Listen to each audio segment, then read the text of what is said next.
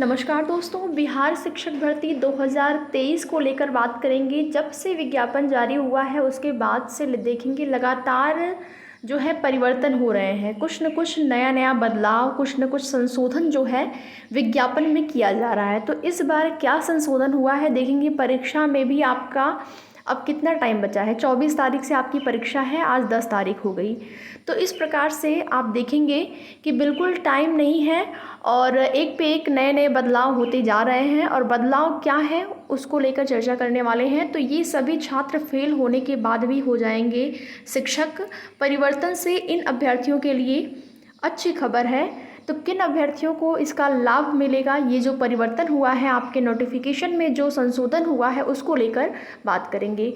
प्रवेश पत्र जारी होने के संबंध में आप सभी को बता दें, विज्ञापन में जो आपका नोटिफिकेशन शेड्यूल को लेकर जारी हुआ था उसी में दिया गया था कि 10 तारीख से आप प्रवेश पत्र अपना डाउनलोड कर पाएंगे। तो फिर कल की डेट में जो संशोधन हुआ, जो नोटिफिकेशन आया, उसमें भी यही चीज़ें दी गई हैं कि 10 तारीख से यानी कि आज से आप अपना प्रवेश पत्र डाउनलोड कर पाएंगे। तो कितने बजे से एडमिट कार्ड आना प्रारंभ होगा इसके विषय में भी बात करेंगे। तो वीडियो में लास्ट तक बने रहें। और यहाँ पर देखेंगे विज्ञापन जो परिवर्तन हुआ है, किन छात्रों को इसका सबसे ज़्यादा लाभ मिलने वाला है।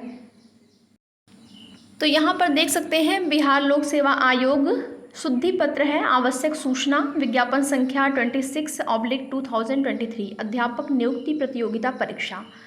और जिसमें कि आपकी परीक्षा तो उसी टाइम पर होनी है। परीक्षा में कोई परिवर्तन नहीं है, चाहे प्राथमिक की हो, माध्यमिक की या फिर उच्च माध्यमिक की। 24 से 26 तक आपकी परीक्षा जो है वो दोनों पालियों में आयोजित की जाएगी, प्रथम पाली और द्वितीय पाली में। और उसका जो टाइमिंग है वो सेम है, उसमें कोई परिवर्तन नहीं है, देख पाएंगे आप लोग। तो बात करते हैं जो आपका संशोधन हुआ है उसको लेकर।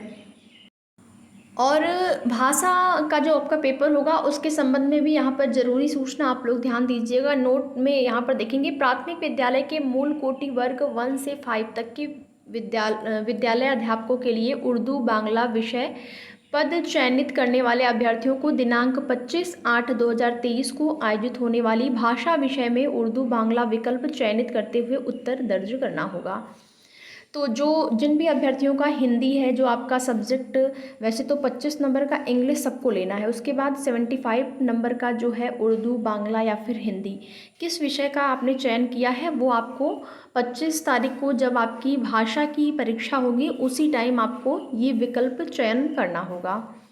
आगे देखेंगे उक्त परीक्षा के लिए दिनांक 10 अगस्त से प्रवेश पत्र डाउनलोड करने की प्रक्रिया प्रारंभ होगी, यानी कि आज से ही प्रक्रिया प्रारंभ हो जाएगी। संभवतः आप उम्मीद कर सकते हैं कि 10-11 बजे के आसपास आप अपना प्रवेश पत्र डाउनलोड कर पाएंगे।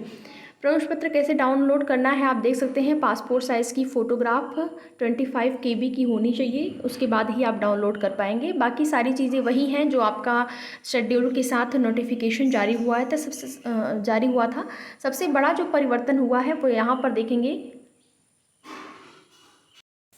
ये आपका जो नंबरिंग में दिया गया है 6वें नंबर पर, ये आपका मुख्य रूप से परिवर्तन हुआ है। उक्त विज्ञापन की कंडिका 6 चयन प्रक्रिया लिखित परीक्षा के विभिन्न कोटि के उम्मीदवारों के लिए अर्हतांक के संबंध में उल्लेखित किया गया है कि कार्मिक एवं प्रशासनिक सुधार विभाग की संकल्प ज्ञापांक संख्या यह दिया गया है, दिनांक 16/7/2007 एवं पत्रांक संख्या और डेट भी दिया गया है। इसके साथ ही देखेंगे यहाँ पर सामान्य वर्ग के उम्मीदवारों को 40%, पिछड़ा वर्ग के उम्मीदवारों को 36.5%, अत्यंत पिछड़ा वर्ग के उम्मीदवारों को 34% एवं अनुसूचित जाति एवं अनुसूचित जनजाति और महिलाओं तथा निःशक्त दिव्यांग उम्मीदवारों को 32% न्यूनतम अर्हतांक प्राप्त करना अनिवार्य होगा, अन्यथा वे परीक्षा से बाहर हो जाएंगे। यानी कि इतना प्रतिशत लाना ही है, इतना प्रतिशत आने के बाद ही कट ऑफ जो है में आप आ पाएंगे।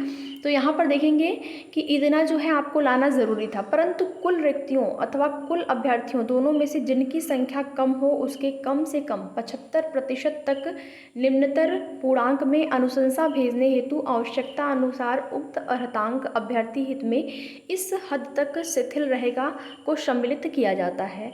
इसका मतलब क्या हुआ? इसका मतलब आप समझ लीजिए कि इसका मतलब यही है कि यहाँ पर इन लोगों को 75% लेना है। जो पद हैं, विज्ञापित पद हैं, जो विज्ञापन जारी हुआ है, जितने पदों का जो आपकी भर्ती होने जा रही है, चाहे वो प्राथमिक की हो, माध्यमिक की हो या फिर उच्च माध्यमिक की हो, तो उसमें अगर अभ्यर्थी जो हैं कम पाए जाते हैं, 75% से कम पाए जाते हैं, 75% यहाँ पर इनको सीटें भरनी है, और अगर अभ्यर्थी कम पाए जाते हैं, जो 5 अभ्यर्थी होंगे, तो फिर ये जो अर्हता निर्धारित की गई है, न्यूनतम अर्हता, चाहे वो सामान्य वर्ग का 40% है, पिछड़ा वर्ग का 36.5% है, और अन्य अलग अलग कैटेगरी का आप यहाँ पर देख सकते हैं, तो इसमें परिवर्तन हो सकता है। परिवर्तन मतलब कि 40% सामान्य का है तो 39 भी जा सकता है, अगर सीटें नहीं, इनकी जो 75% नहीं भर पाती हैं सीटें। तो इसी प्रकार से अनुसूचित जनजाति का जाति का देखेंगे,